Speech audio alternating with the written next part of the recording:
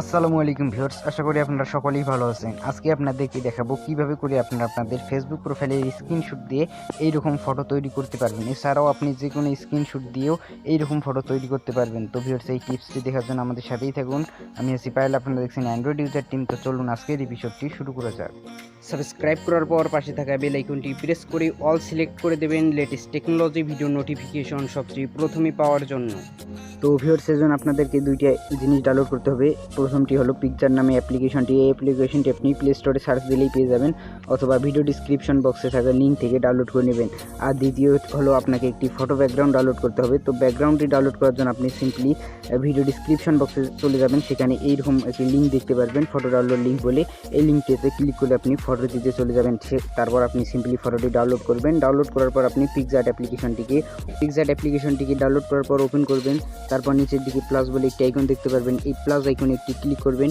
Click করার পরে আপনি একটু ওয়েট করবেন। এখানে আপনার গ্যালারির ফটোগুলো শো করবে। এখান থেকে আপনি একটু আগে যেই ব্যাকগ্রাউন্ড ফটোটি ডাউনলোড করেছেন সেই ব্যাকগ্রাউন্ড ফটোটিও দেখাবে। তো আপনি সিম্পলি এই ব্যাকগ্রাউন্ড ফটোটির উপর একটি ক্লিক করবেন। ব্যাকগ্রাউন্ড ফটোটির উপর একটি ক্লিক করার পর একটু ওয়েট করবেন, এটি একটু লোড নেবে। তারপর আপনি নিচের দিকে অনেকগুলো অপশন দেখতে পারবেন, সাইটে অনেকগুলো অপশন দেখতে পারবেন। এই অপশনগুলো একটু সোয়াইপ করে চলে আসবেন। তারপর এখানে অ্যাড ফটো বলে একটি অপশন দেখতে পারবেন। এই অ্যাড ফটো অপশনে আপনি একটি ক্লিক করবেন। ক্লিক করার পর একটু ওয়েট করবেন। এখানে আপনার গ্যালারিটি ওপেন হয়ে যাবে। তারপর এখানে আপনি আপনার ফেসবুক প্রোফাইলের একটি স্ক্রিনশট তুলে রাখবেন। সেই স্ক্রিনশটটি এখানে সিলেক্ট করে দেওয়ার পর উপরের দিকে দেখতে পারবেন অ্যাড বলে একটি অপশন আছে। এই অ্যাড অপশনে একটি ক্লিক করবেন। ক্লিক করার পর আপনার প্রোফাইলের স্ক্রিনশটটা চলে আসবে। এখান থেকে আপনি সিম্পলি নিচের দিকে ক্রপ অপশনে ক্লিক করে আপনার যতটুকু প্রয়োজন আপনি ততটুকু ক্রপ করে নেবেন। তো আমি এতটুকু ক্রপ করে নিচ্ছি, আপনারা অবশ্যই ক্রপ করে নেবেন। আপনার যতটুকু প্রয়োজন হবে ততটুকু ক্রপ করে নেওয়ার পর উপরের দিকে টিক মার্ক বলে একটি অপশন দেখতে পাচ্ছেন। এই টিক মার্ক অপশনে একটি ক্লিক করবেন। ক্লিক করার পর এখানে ফটোটিকে আপনি বড় করে নিতে পারেন, সাইডে এটাকে রোটেট করে নিতে পারেন। এই বাটনটিতে ক্লিক করে আপনি এই ফটোটিকে রোটেট করে নিতে পারেন। তারপর আপনি সাইডে অনেকগুলো অপশন দেখতে পারবেন। এই অপশনগুলো একটু সোয়াইপ করে চলে আসবেন, সোয়াইপ করে আসবেন। তারপর এখানে দেখতে পারবেন ব্লেন্ড বলে একটি অপশন আছে। এই অপশনে একটি ক্লিক করবেন।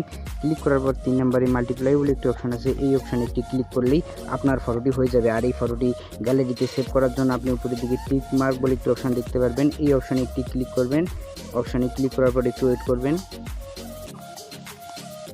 তারপর এখান থেকে আপনি উপরের দিকে আবারও তীরের মতো একটি আইকন দেখতে পারবেন। উপরের দিকে তীরের মতো একটি আইকন দেখতে পারবেন। এই আইকনে একটি ক্লিক করবেন। ক্লিক করার পর একটু ওয়েট করবেন। তারপর এখানে 2 নম্বরে দেখতে পারবেন গ্যালারি অপশন আছে। এই গ্যালারি অপশনে একটি ক্লিক করলেই ফটোটি আপনার গ্যালারিতে সেভ হয়ে যাবে। সেভ হওয়ার পর আপনি উপরের দিকে ডান অপশনে ক্লিক করবেন। তো ভিউয়ার্স, এটি ছিল আজকের টিপস। আশা করি ভিডিওটি ভালো লাগছে। ভালো লাগলে ভিডিওটি একটি লাইক করে দিবেন। চ্যানেলে প্রথম হলে সাবস্ক্রাইব করে পাশে থাকা বেল আইকনটি প্রেস করে দেবেন। তো দেখা হবে পরবর্তী কোনো এক ভিডিওতে। ততক্ষণ পর্যন্ত সবাই ভালো থাকবেন, সুস্থ থাকবেন। আজকের জন্য এখানেই বিদায় নিচ্ছি। আল্লাহ হাফেজ।